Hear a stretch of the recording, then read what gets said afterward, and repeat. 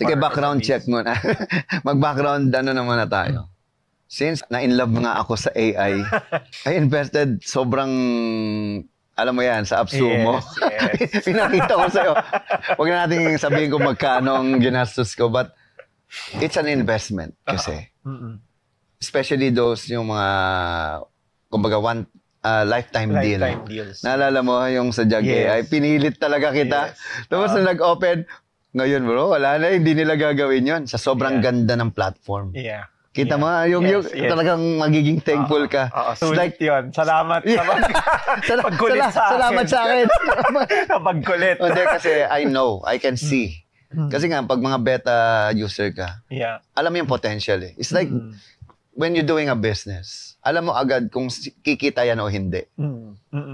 Kumbaga, ilaban mo na. Parang, halimbawa, itong Ortigas. Nag-open ng land, magdadalawang isip ka pa ba? Kung ang bentahan ₱100 lang per square meter, abilin ko lahat yan. Di ba?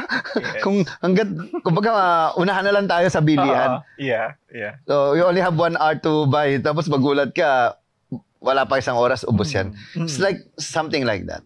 Now, if you know that it will give value to you, don't hesitate and huwag kang magdalawang isip na mag-invest. Kasi it's more than an investment. I believe so. Kasi ang maganda sa AI, hindi katulad ng mga dating programs.